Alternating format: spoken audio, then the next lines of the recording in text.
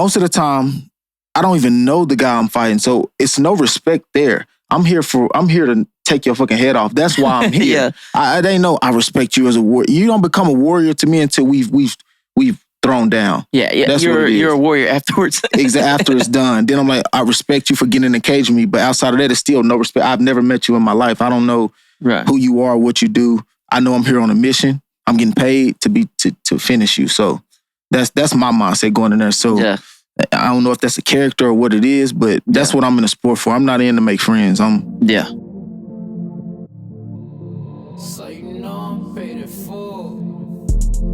Hey, what's going on? You're tapped into another creator interview. I got another great guest. Back to back with the guest. I got Jacoryon Larry. What's going on, man? What's up, my guy? Man, I'm excited. I've been wanting to do this one. You were one of the people that I had wrote down originally. I wrote like this piece of paper out of people I was trying to get, just people here in town that I really wanted to get on there. And I had you on there originally. So I was excited to get it lined up, man. Yeah, I had a few people reach out to me too and wanted me to come on here and hop on here and talk to you too. So heck yeah. I like that. Here. So you got a big fight coming up, huh? Yes, sir. April 20th. April 20th. Beaumont, Texas. Beaumont. Mm-hmm. And that's through Peak Fighting? Yes, sir. So tell anyone listening the difference. What is the difference between like Peak Fighting and UFC right now? It's basically just a different promotion. So UFC is just is the biggest promotion in the world right now for mixed martial arts. Peak is on a regional level, so I'm on a regional level, and most of the fighters on the regional level are really working to get to the UFC. So right now I'm just putting in work, winning fights, working to get to that highest level. So that's basically the only difference. So what's your record right now? Your amateur record? Amateur record 6-2. 6-2. Yes, so positive, which is always good. Yes, sir. Let's get into some questions, man. So you've lost 2 fights. Mm-hmm. What does that do to you mentally to lose a fight? How do you recover from that? So I was on a 3-fight winning streak. Then my 4th fight was for a title. So my first 3 fights was off, finishes on the feet, striking. And then I came to my 4th fight. He was pretty much a wrestler. So I wouldn't say he out-wrestled me, but it was a pretty much back and forth wrestling match, and it went to the judges, and they saw it in his favor. I don't talk about it much because I really don't like excuses, but I had a bad weight cut, didn't rehydrate properly. My legs were shot. My body, all my muscles were shot going into the 2nd round. So I went 5 rounds with dehydration. So 5-minute rounds? 3-minute rounds. So 5 3-minute rounds. Yeah. Okay. Yeah. And I was completely dehydrated that whole fight. So the reason I don't look at it like that because I go back and watch the fight, and the wrestling exchanges was really too close for my comfort. So what that did to me was made me go back to the lab and put in a lot more extra work on my wrestling and my ground game. So losses motivate me. I don't even see them as losses. They're lessons, and I just move forward from those. Right. So you won your first 3 fights. Mm-hmm. So was there ever a moment where you were starting to feel like, okay, I'm untouchable, or you always knew in the back of your head like, okay, somebody might come through and feel untouchable? I still feel untouchable. I mean, yeah. But that doesn't stop me from putting in the work necessary. So that's what makes me feel that way. I want to feel like I'm outworking everybody and anybody. So it's not just me, just like, tooting my own horn, like, oh, I'm the best, and just, putting it out there and, believe, achieve, that type of shit. Nah, I'm like, I put in the work. I look at my results in the gym, and that's what I go off of. So, I mean, I didn't get big headed or anything like that. It was just he out wrestled me, and it made me realize I had to focus on a different part of the game because mixed martial arts is a really complex sport. It's a lot. You never can stop learning because you got striking, it's just a lot of different portions of the game that you can improve in. So that made me focus a lot more on my wrestling and my jiu-jitsu. So yeah, and everybody you fight is different. Mm-hmm. And so do y'all study film like football? Do y'all watch other fighters and try to find weaknesses in them, or do you just work on your end of it? A little bit of both. I don't watch a lot of film, but we do watch my opponents to see what they like to do and what their strengths are. But pretty much we work everything because in the fight, things can change because that fighter can be doing the same thing to you and looking at what you got and coming in with a game plan. Right. So the way I go into fights is I go in with a defensive mindset, looking at what they bring to the table and making adjustments and using the tools that I have to win that fight. So I don't go in with like a style. I don't like having a style.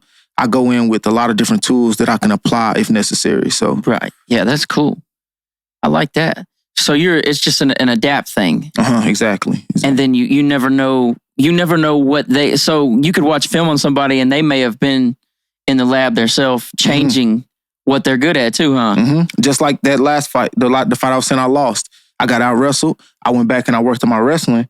Came back, the guy thought he was going to out wrestle me. You, yeah. And I submitted him in the second round. Wow. And so my wrestling had just took leaps and bounds, and I improved that much more. So then the next guy, he showed up to the fight and was like, "I'm gonna wrestle him." He tried to just pressure me, get me against the cage, and grab me.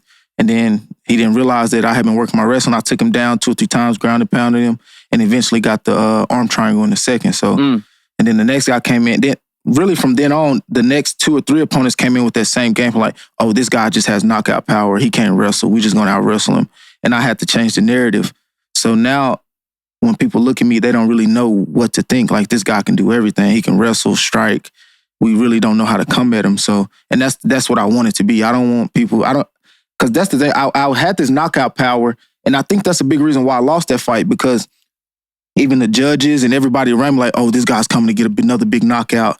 We want to see him knock people out." And then when they see me wrestling and it's closer than what they wanted it to be, they're like, "Oh, he's not getting the knockout, so he's losing." Yeah, to them you didn't do what they thought you was going to do. Exactly, and that could have swayed the judge's opinion, because I went back and watched the fight, and I really thought I won most of the exchanges, but with them thinking that, "Oh, he's a knockout guy, he's a striker," then they think every wrestling exchange is to the other guy's advantage. So yeah, like you're trying to get away. Like anytime a wrestling things happen, okay, he needs to get out of that and get back on his feet. Exactly. Yeah, and you can hear the commentators saying that in those fights. So that's why I said I had to change the narrative. I was not even for the fighters, but for the judges and the commentators. Right. So this is a sport that can be determined by judges, which is always interesting. You know, I had a guy in here, Avion Horton, and he rides bulls, and he was explaining to me how they judge the bull riding. You know, you got to last 8 seconds, and then it goes to judges. And I'm like, man, that kind of sucks, because it's like, it's almost like an opinion type deal. Exactly. So is that kind of what you fall into? Like, if you don't just landslide somebody, it could be an opinion, huh? Yes, I like finishes. I don't like sending it to the judges. Ain't no doubt a KO, huh? No doubt. Or a sub. I don't care what. I just want the fight to be over without the judges' opinions, because a lot of times those judges have never fought in their life before. So they don't really, they may not understand what they're looking at. Exactly. They going off like a scoring sheet and numbers. And it's just like, because then you have some judges that are more wrestling heavy, and then some judges that are more striking heavy. So it's like, just to score it off of like dominating the round, it varies with judges. So it can go either way, actually. That's actually a problem in MMA right now. So I know you're just a guy, but like, do you have some type of solution that you think personally could fix that? I would say start making fighters and retired fighters judges, but then you have to kind of change the pay, because actually the judges are like the least paid people on the staff. So it's like, that's why they just get like, usually the judges are signed with the state commission, and then the commission puts the judges at the table. It's not really fighters, it's just like the commission. So I would say start getting fighters in there and having them judge the fights, people that know what they're talking about. Because they're gonna see what's really happening. They're gonna know what's going on. They're gonna have experienced it before, know what certain positions are like, know what a dominant position is. Because a lot of times what they do now is retired fighters, they put them as commentators. And no, they have nothing to do with the results of the fight. They just make it sound exciting and know what they're talking about for the fans. It seems like I'm a big Joe Rogan fan. I love Joe Rogan. Yeah, Joe Rogan is good. Yeah. And he had a couple fights, but he's not really a fighter either. He just actually studies the sport. You know? Or you can get people who actually study the sport, like a Joe Rogan too. That'll be good too. Yeah. But they just get, I don't know if they're random people or who they are. It's just... Yeah, especially like at a regional level too. So I mean the judges get better as the rank you rank up, I'm assuming, right? Kind of. Oh, kind of, but maybe not. Okay. That's still a problem in the UFC right now too. Yeah. Bad judging on fights. So. Yeah, I see lots of people like I follow lots of UFC fighters, and then like I said, I watch Joe Rogan, so I see UFC fighters on there, and then you see UFC fighters everywhere. Like I saw Sean O'Malley was on like Kill Tony. Yeah. And so you just see they're on. They go get on podcasts and they'll be like, "Hey, I thought I won." Yeah. So, a lot of times, just judging is terrible. That's actually one of the biggest problems in MMA right now. But that's more incentive to go in there and knock somebody's ass out, though, huh? Yes, it is. You want the finish. You want the finish. Yeah. And that's what the UFC wants too. They want savages. They want people who go in there looking to hunt for the kill. They don't like guys who come in trying to hold people down and take it to the judges and all that. They want savages. Yeah, I've heard people talk about that. It's just not as exciting to see two guys wrestle for 3 rounds. It's not, especially for the fans. Yes. For the fans, like if you got an arena and you're the main card and you wrestle the whole time, they're like, it isn't gonna. They won't be on the internet raging about it. They won't. They really won't. And I think that's what moves the needle, huh? And exactly. And that's why my biggest thing is when I was learning how to wrestle was to be dangerous. While like when it hits the ground, I don't want to just hold you down for points. I want to look for shots, look for elbows, look for finishes with subs. I'm always looking for a finish anywhere the fight goes. And I feel like if you're a wrestler and you're just trying to, really what happens is like college wrestlers, when they come into the sport, college wrestling used to just holding people and trying to maintain position. And with a sport like MMA, where they like to see the gore, the blood and stuff like that. So it's like, you want to see people who, when they're on the ground, like a John Jones, he elbows people across the face, cut them open and, puts damage on people when they're on the ground. So that's the difference. You have people who just want to wrestle, then you have people who are, well-versed on the ground with elbows, with punches, and getting in dominant positions and actually landing strikes. So yeah, as a fan, I want to see somebody get their ass whooped while they're on the ground. Exactly. 100%. You don't want to see somebody lay on somebody for 25 minutes. So yeah, that's the terror. I'm an MMA fighter and I don't even like that. I appreciate it and I know that you're high level because you're able to do that. It's hard to hold a man down and just hold him where he can't move, but it's boring. It really is. Like, is that why you think, I don't know, what do you think makes the UFC so special? Not just UFC, but MMA. My fault. That's what I need to say. Is it just that factor of it's just, I mean, really it is just two guys or girls and just fucking brawling though. Like, I mean, obviously there's rules. Like what's something you can't do in an MMA fight? You can't do they call it a 12 to 6 elbow. So like if I'm on top of you, I can't come straight down like this. Oof. Boom. John Jones actually lost the GOAT. He actually lost his only fight doing that. He was winning the whole fight. He hit him with 3 elbows kind of straight down on his eye. Ooh. And they disqualified him for that. And he's so strong already. Yeah. Jeez. Then another one, you can't hit in the back of the head. Back of the head. That makes sense. That's pretty much it right there. Yeah, that's pretty much it. Everything else is fair game. Man, so there's... Oh, you can't eye poke. Right, that makes sense. Yeah. No below the belt hitting, I'm sure. No below the belt for sure. Yeah, that's pretty much it. Everything else is free. It's like a street fight. It's definitely like a street fight. But these are like... I know, I wonder sometimes, because I like a lot of history, and like I wonder, like, like the Spartans and stuff back in the day. And that's what I was about to go back to when you asked what makes UFC so exciting. I'm like, fighting has always been exciting from back in those times, like the gladiator days. So people like to see that. So my question is, do you think the gladiators back in the day could fight some of the most current UFC fighters?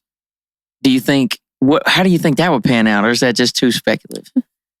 Well, they use weapons and stuff, right? Yeah, but I'm sure there's some bitch back in the day that would fight you. I don't think they would last because... Well, y'all have modern medicine and stuff on your side, and just techniques have improved. Right. And that's like people talk about the NBA, like they think that the modern day is. They think that old school basketball is harder than no. I don't believe. No, they have way more moves, way more tools. Yeah. A lot of those guys wouldn't even be able to stand in front of somebody like a Kyrie Irving. Like, like, come on, get shook out of their shoes. Exactly. So you think it'd be the same type of deal there? Exactly. Yeah. Because you improve. If that some bitch had a sword, it'd be different. It's a wrap. Yeah, they know what they're doing with the sport. Yeah, if you go with weapons and stuff, and it's just their mindset. They're used to. They fought to death back then. Oh yeah. So it's like, I think they'll be okay. I don't think they'll just get dominated like that, but I do think they'll lose though. Man, somebody that's just been through several like ground fights, and then and then he goes up against a UFC dude. That would be crazy. Man, they should make a movie where like a UFC guy time travels or something and ends up like in Sparta. That would be crazy. That would be crazy. I don't know if anybody's ever thought of nothing like that. I just thought about that. But that is crazy.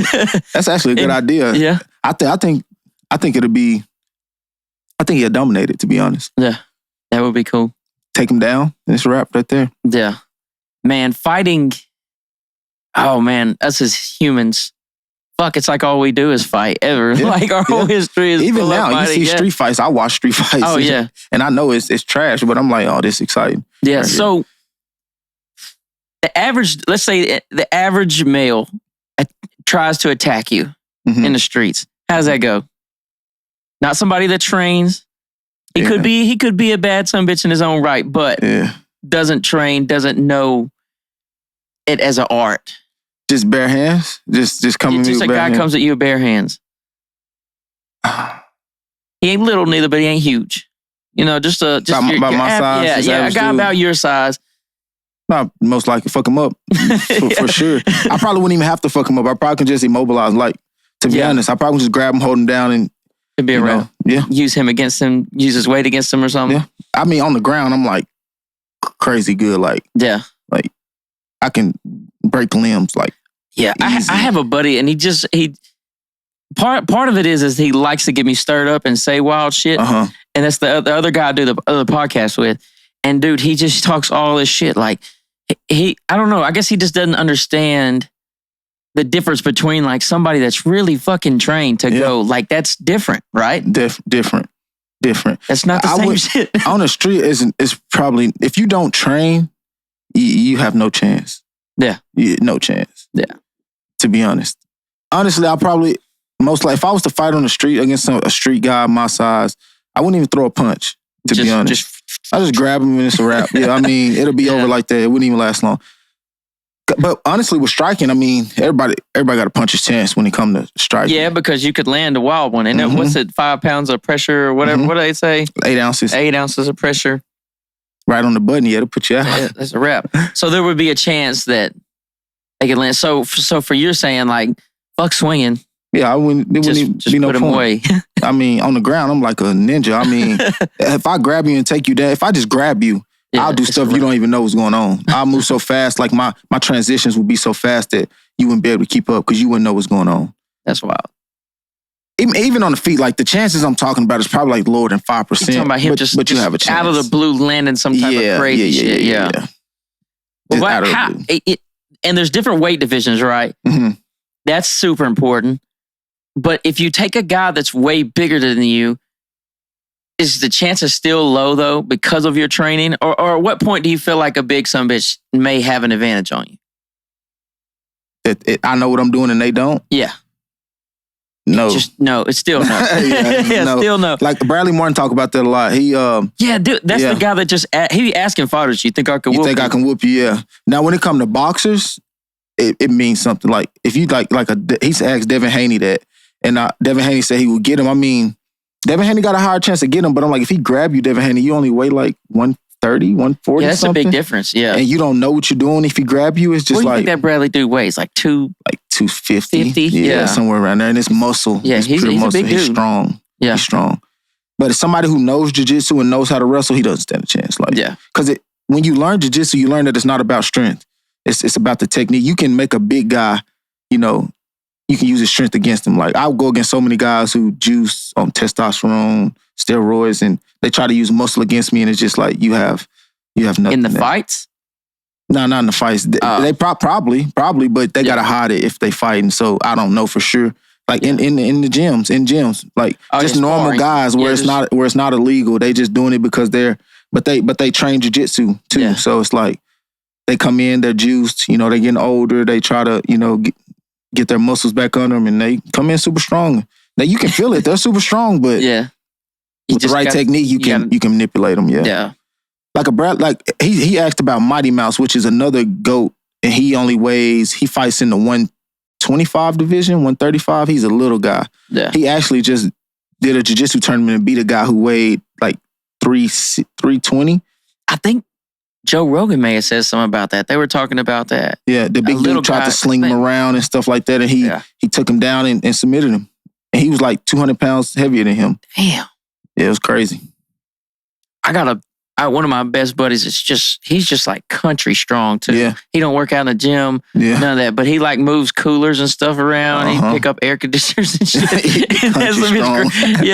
some bitch grabbed me the other day and I had no chance, bro. I was just stuck. Like I did like level 1 combatives in the Army, which is very little. Yeah. We got a lot of guys come in with military training like that, and they realize that it's not the same. But you really see, like, so I was in the Army. You really have to you have to level up before you even have any type of chance. Yeah. Like if somebody came to you, like even someone like that, well, I'm a level 1 combative. It's like, that's absolutely nothing, dude. Yeah. I'm gonna get fucked up. You got to get in some type of jiu-jitsu or kickboxing, Muay Thai, something like that. So, is it possible to fight in the UFC or to do MMA without knowing jiu-jitsu? Yeah. You just got to pray they don't grab you? Yep. You just got to be so bad that you can... I mean, because every round starts on the feet. So if they grab you and they don't finish you when you hit the ground and the next round start, you'll be good. Yeah. Somebody like Francis Ngannou, huge. He just hit really hard. He learned how to wrestle a little bit here recently, but he just hit really hard. And he made it a long way by just punching people hard, putting them to sleep. What do you think about the boxing deal? What just happened to him? Yeah. Oh my gosh. I figure he should stop, but he should go back. I feel like he should go back to the UFC and beat the fuck out of people like he was. Yeah.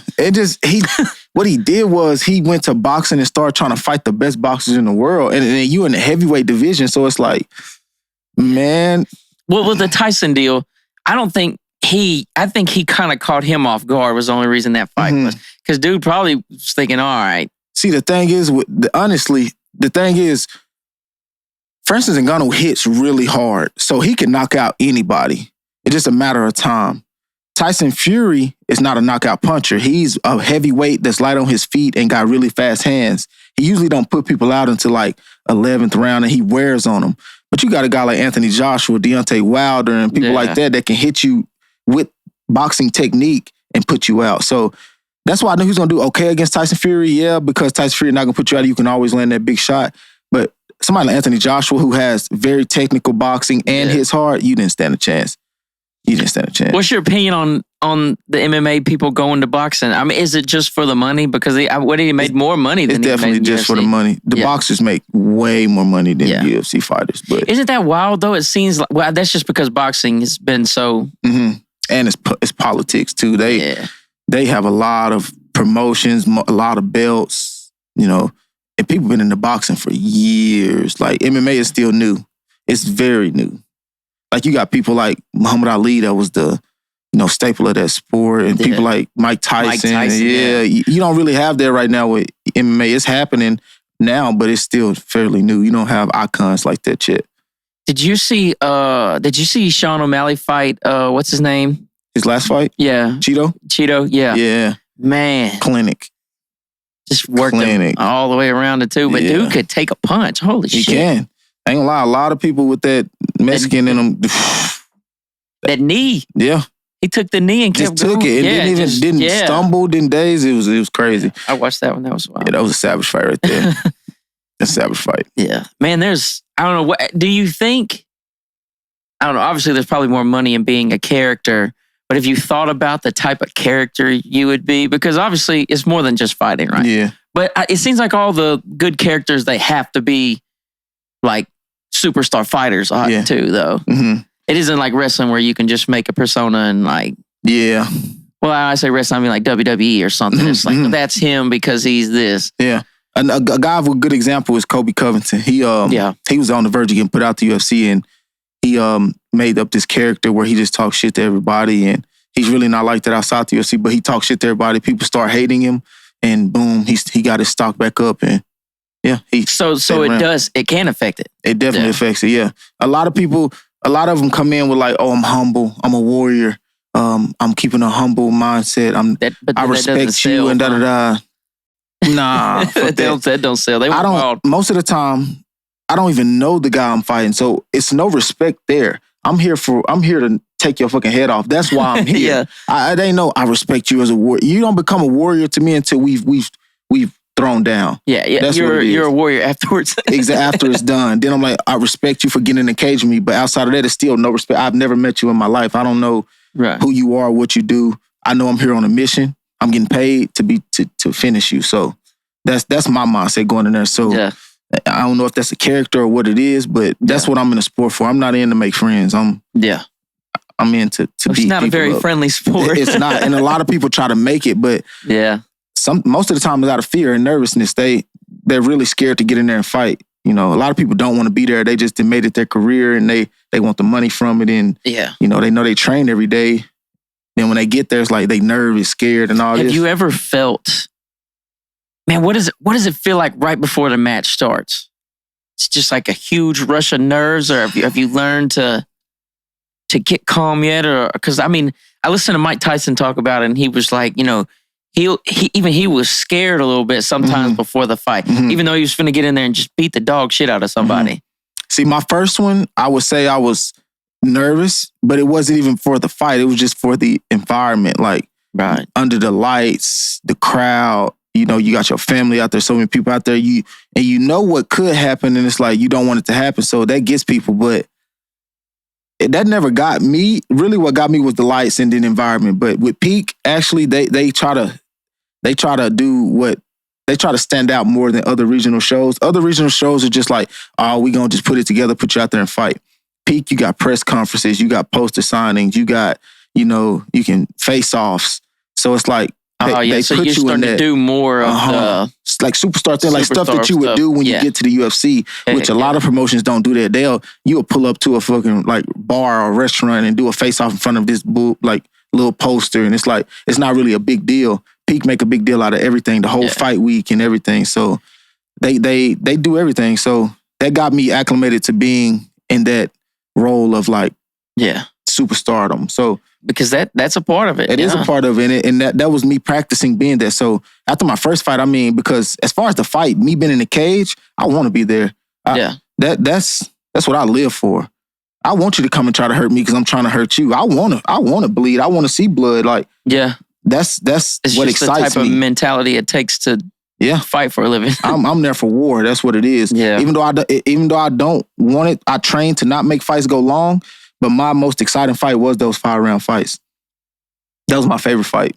Even though I didn't get the outcome I wanted, that still is my favorite fight because I was in there for 3 minutes. So I was in there for 15 minutes straight, just going at it, doing what I love to do. So my first round knockouts are really, you get done and you're like, that's over with. I just trained for 3-4 months straight going hard to only last for 2 minutes. And it's like, Is that how? What is the average time between fights? Well, me, I was fighting fast. So my amateur career, I fought 7 times in 1 year, in a year's time. So usually people fight like 3 times in a year's time. Right. I fought like every month, every other month. One time, so I won here in Texarkana, and 3 weeks later, I was already going to Albuquerque to fight again, which was crazy. But as an amateur, I really didn't care about wins, losses. I wanted the experience. Right. So that's another one I lost, but that was from illegal strikes and some Albuquerque rules. He hit me in the back of my head, but it went to the judges or something like that. It was supposed to be a no contest. But when he got the decision, we was kind of like in his hometown or whatever. So, but that was actually, I had just fought. 3 weeks later, I went to Albuquerque, and Albuquerque got high elevation, harder to breathe. Oh, so and it was for a belt. Everything, and it was at my first fight at 185. I was usually fighting 205.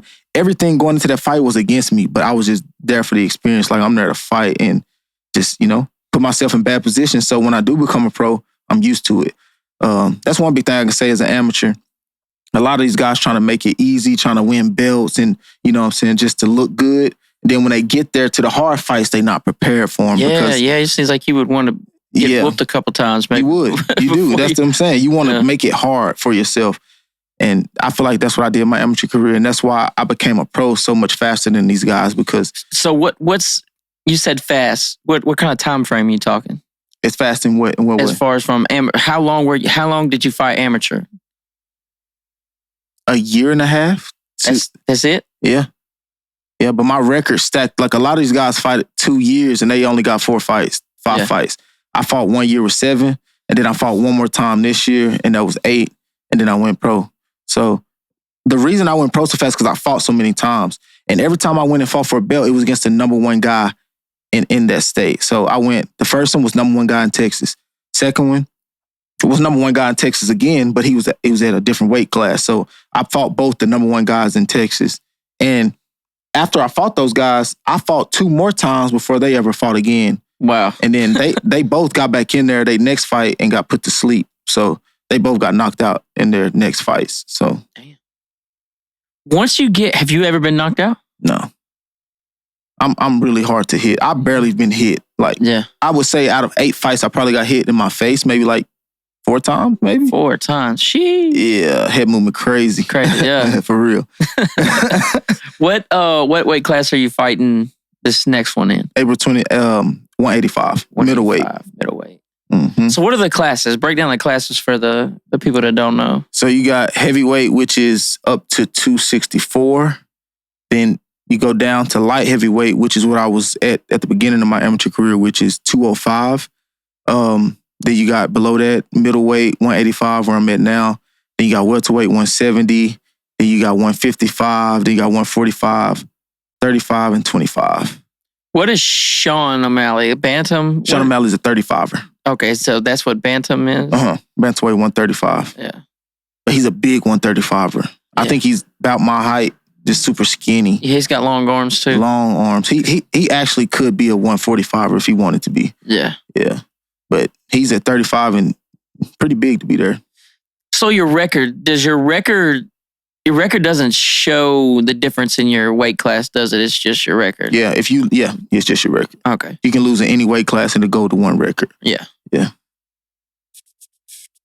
Yeah. So right now I'm going for my first pro fight. I'm looking to really build up my fights this year. I want to have at least 4 fights this year, 5 fights this year, go like 5-0, and then I should be looking to get a call from the UFC. Yeah. So I want to get a call from the UFC by the end of this year or beginning of next year. So that's my goal. That would be cool. Yeah, that'd be fire. Yeah. And right now I'm like the first pro out of Texarkana right now. Yeah, but I was just going to ask that. What has there been any I keep saying UFC. When I say UFC, I mean MMA. I'm so sorry, y'all. Has there been any MMA success out of Texarkana before you? As far as going pro? Yeah. No. So you're the first one? I think I'm the first pro in MMA out of Texarkana. Well, that's cool. That's got to feel like some badass shit. Yeah. I train with this guy though. He's 17 years old. He's the youngest to do it out of Texarkana right now. He's 3-0. Amateur? Yeah. Yeah. Yeah. He already got 2 belts too. Oh shit. Yeah, he a beast. Isn't it crazy how it's like, man, it seems like the next generations always are just going to it's just like progress of sports. And that's my biggest thing, actually. I like keeping up with the younger generation. I don't like trying to be better work harder than my generation. I look below me and see how hard they working. Yeah, because if you can't outwork an 18-year-old right now, then that's just like... That's my number 1 training partner. We train 8 times a day, like literally. So your whole life is training right now, huh? Yeah, yeah. It's like and the UFC is like a singular tunnel vision focus, huh? Tunnel vision.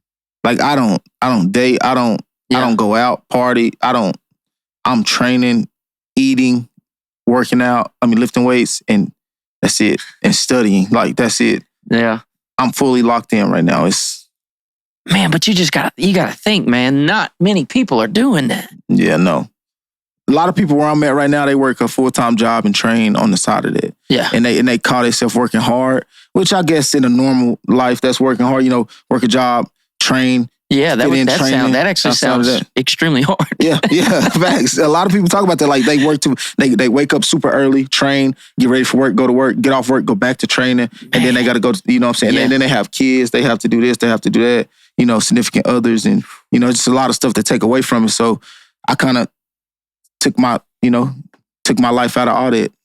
I got friends I don't even really talk to, like best friends that I don't even really talk to like that because of my mission. So, yeah.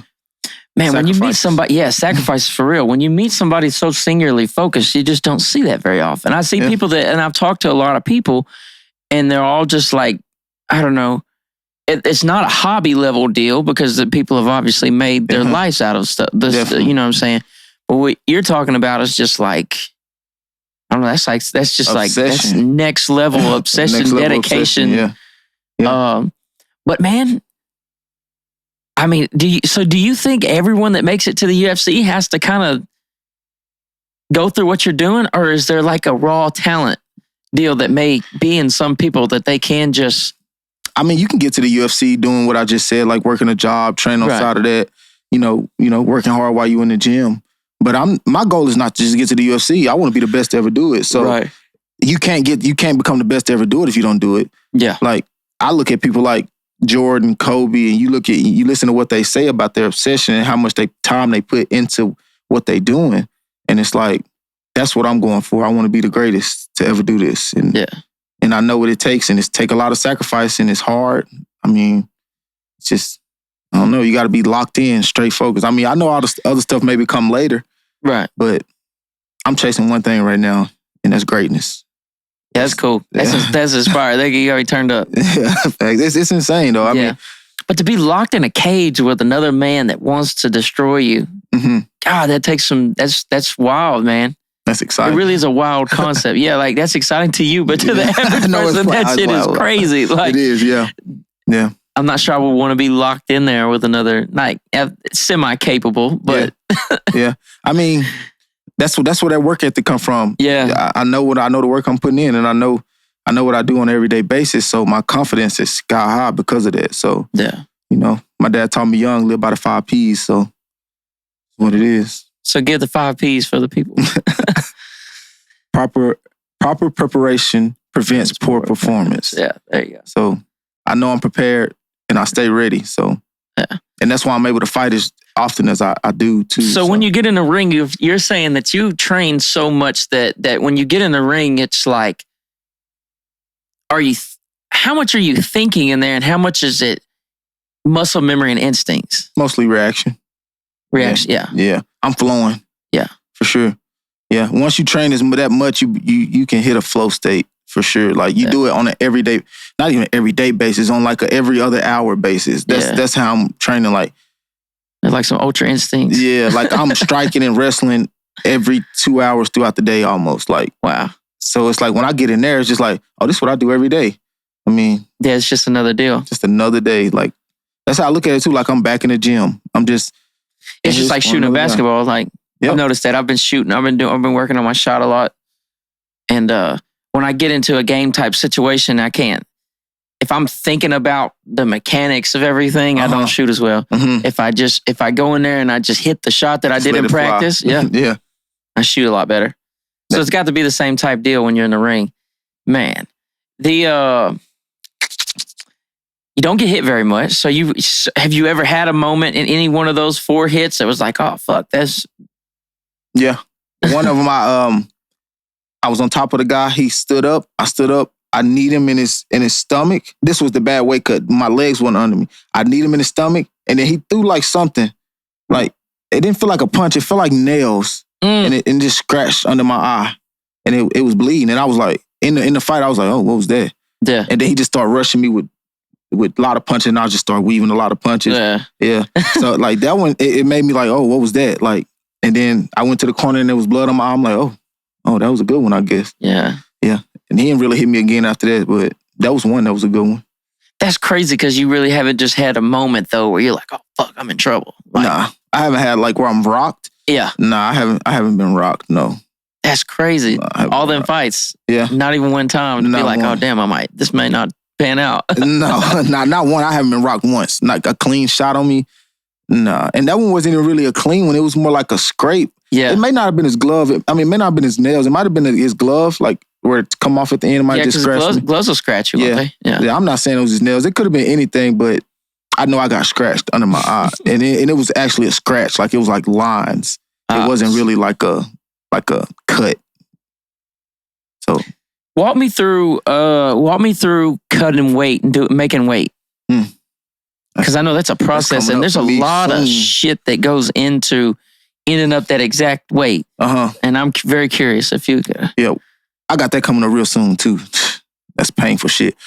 Without giving the sauce, I'll kind of break it down. So what I do is we do water loading. Wrestlers do it too. So, but it's a little different MMA. So we do water loading. the week before, you kind of, start getting your weight down with your diet. You want to be maybe ideally 15 pounds away going into the week of the fight. 15-pound difference. Yeah, 15 pounds away from your weight. So I fight at 185. I want to come into fight week maybe weighing 200, like 200, 202, something like that. So 15 to 17. And then that week, so Monday through Wednesday, you load up on water. So basically you're drinking about 1.5 gallons, 2 gallons a day. You're loading up on water. What that does is it gets the body used to flushing out water. You sweat more, you pee more, just flushing out water. And then Wednesday, you take salt out of your diet. So what the salt does is salt holds water. So once you take the salt out of your diet, your body starts flushing even more water out. And then Thursday, you eat breakfast, and then you completely stop drinking water. So now your body used to flushing out water, but you stop drinking water. It's used to flushing out that 1.5 gallons, 2 gallons. And then you stop drinking water. So now it's just dehydrating you rapidly. You just still flushing out 2 gallons and it's dehydrating you rapidly. And you steady running on a treadmill, wearing a sauna suit, sweating all the water, making it come out even faster. It's painful. It feel like you dying. Like, to be honest, you are dying back. You that's yourself. Your body giving out. And then basically you just lose water weight until you make the weight. Then when you step on the scale, you make 15 pounds in a week? Yeah. No. 15 pounds. In some days? A day. One day? Thursday. Thursday is where all the weight goes. Mm-hmm. Thursday you lose about, yes. And it's insane. It's crazy. Wild, it's crazy.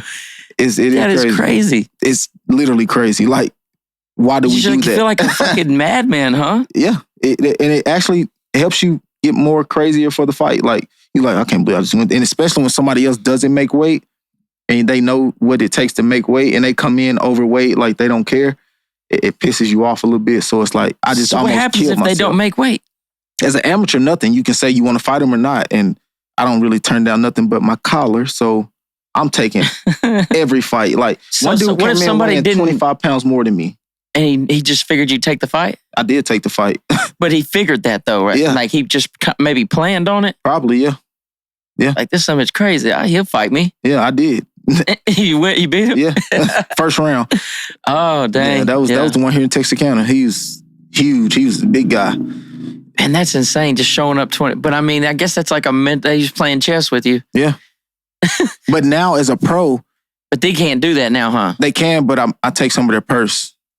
Ah. So I can take their money. So so they have incentives to be the right weight. Yeah, that makes sense. And if somebody came in 25 pounds more than me as a pro, they wouldn't even let me take the fight. Yeah. They'd be like, no, we're not. Because that's a big disadvantage. Yeah, they'll just cut him from the fight. Yeah. They'll still pay me my show up money and cut him from the fight. If he gets cut, do you win or just nothing? Just nothing. I make my money for coming, and then I don't get the opportunity to make my win bonus, but yeah. Yeah. Win bonus, that's cool. Yeah, so that's how fighting works. You get paid to show up and then you get paid to win. Right. And if you don't win, you just get the show up money. Yeah. So it's like half and half, something like that. Yeah. And then once you make weight, then you got to rehydrate yourself and you can't just go to smashing water. So you make weight. Now what? So as soon as I step on the scale, make weight, I start sipping on Pedialyte. How long is making weight before the actual fight? So the day before. So I cut weight, one day. I cut weight on Thursday and sometimes Friday morning. So the weight cut process usually takes sessions of an hour. So I usually do like maybe 3-4 sessions. Every session I'm usually losing maybe 4 pounds, 4 more pounds, then 3. Then I'm like, that last 3 is like, oh my God. To get off the last 3 is like, that's the hardest part. Like, it's because the body is almost out of water, so it's like barely squeezing out sweat. And that's when you just like you finna die. Like, literally, you sitting in a sauna and your body, you can't even really do active motion anymore. You're just sitting in the sauna and forcing your body to sweat, forcing your body to sweat. A thing I like to do is spit in a cup to get even more liquid out of my body. So, wow. Yeah, it's painful. And then the next, can't drink no water. Can't drink or eat. Right, yeah. You fasted completely of everything. For a whole day? Yeah. That whole Thursday and Friday morning. So usually we weigh in for peak at 12 p.m. Friday. So you weight cut all Thursday, wake up the next morning. If you got a little bit more to go, you do a little bit more. Then you go step on the scale at maybe 12:30. As soon as you step on the scale, what I do, I like to, slowly put stuff back in my body. So I start sipping on Pedialyte, sipping on water, like real little sips, drinking. So like the first 2 hours, I'm just drinking. And then the third hour, I drink a smoothie. That's what I like to do. I like drinking a smoothie where it ain't solid food so my stomach can process it. Then the next hour, the whole time I'm drinking water. The whole time you got to keep drinking water. So you want to get back up to that 2 gallons a day. So that Friday, you want to drink 2 gallons, and then you want to try to get another 2 gallons that Saturday, which is fight day. And then... You're going to drink 2 gallons of water before the fight? Yeah. You got to. Yeah, that's crazy. That's where I made the mistake in my first fight when I said I was dehydrated. I drank 2 cups. Oh, no, yeah. And then your body just didn't have no water. My muscles locked up on me. Like, I honestly don't know how he didn't finish me in that fight. Like, I went in autopilot. My muscles were shutting down. After the fight, I couldn't even walk back. My coach carried me back. My legs had gave out on me. Like, I don't know how he didn't finish me. That fight was crazy. But, yeah, you drink 2 gallons, but you sip on it the whole time. So you're drinking in bottles of water. So, and then I get that next day. So after I make weight at 185, that fight day, by the time it's time for me to fight, I'm back up to maybe like 205 again, 204. Holy shit. So you're nowhere near your actual fight weight when the fight starts. No. So middleweights usually weigh 212 when they fight. Like when I was fighting at 205, one time I came back in at 225. Damn. So you get back up. In a day? Yeah, in a day. You just get the water, all the fluids back in your body, and it get your weight right back up. Because water is heavy. Mm-hmm. A bottle of water is a pound. Really? Each bottle of water is a pound. So that's why you want to kind of drink 2 gallons. So if I drink a bottle of water, I weigh a pound more? If you gain a pound, yeah. Yeah. But it becomes harder to keep drinking that much water. It's like... yeah, but then you pee it out, and then it's a balancing out. Huh? Go back down. When you sleep, you breathe out water and stuff like that. Yeah, so when you wake up that morning... After you started on Thursday, when you wake up Friday morning, you probably weigh less than when you went to sleep, huh? So Thursday, we usually stop the weight cut when I'm 3 pounds away from my weight. And I go to sleep and lose probably like 2.5, 3 pounds. Yeah. And I'll be on weight when I wake up. So, yeah. God, that's insane, dude. I'm glad I asked you that because that's wild. Yeah, a lot of people don't get it. A lot of fighters don't, especially amateurs, they don't know how to cut weight. And that's why they don't come in on weight because they don't know how. They try and Did you have somebody put you on? That showed me how to do it. Yeah, my coach, Craig Campbell. He actually was a Bellator fighter. He was a pro fighter for a while, so he got all the secrets. He was a wrestler for a while too. Is he from here? Is he from somewhere else? Or? He's from Missouri, but he's a military brat. So his dad was a general, so he traveled around. General, that's a big dog. Yeah, he traveled around the world. He was in a lot of different places. So how'd you link up with him? He actually started Peak. He was the one who started. He moved down here. Was working at the gym that I train at now. Then he became the owner of the gym, started Peak. He was the owner of Peak for about him and the owner who's the owner now, which is Johnny. They were partners for about 3 shows, maybe 4 shows. Might be wrong, but 3 or 4 shows. And then he sold his part and then, went to full-time coaching. Man. So Peak was a local thing? Yep, Peak is still, their main office is down here. Oh, here in Texarkana? Yep. Cool. Texarkana, Texas, yep. How many fighters are in Peak? A bunch now? Yeah, they steady growing their roster, yeah. But is it a Texas thing? No. Or is it... People from Brazil come fight and everything across the country. Yeah. You don't have to be signed with Peak to fight. You can sign a 1-fight contract. Yeah. Okay, that makes sense. Me, I'm under like a 3-fight contract, but you can sign a 1-fight contract, come fight, and then go fight for somebody else. You don't have to sign with Peak to really just be there. Man, that's cool. So you got the fight coming up. You said, you told me the date 8 times, but I'm trying to remember. April 20th. April 20th, 4/20. Mm-hmm. There you have it. It's 6:20. Do you got to roll? Yeah, I'm going to have to slide. Bet. So we'll start winding her down. Yeah. You got anything, man, you want to say just about the fight coming up? So I'm fighting April 20th, Beaumont, Texas for Peak Fighting. Come out and check it out if you can. And if you can't, get the pay-per-view at peakfighting.com and check it out. I'm going to put on a show for the fans. Yeah. Sir. Man, I'm super glad I got you in. This has been cool. Sir, I appreciate you for having me. Yes, sir. Jacoryon Larry, Peak Fighting. Yes, sir. Big fight coming up. Man, I'm glad you came through and tell me your story. Yeah. Like I said, thank you. This has been another episode, another 180 Creator interview, man. Sure. If you tapped in, Be blessed and have a great day. Sir.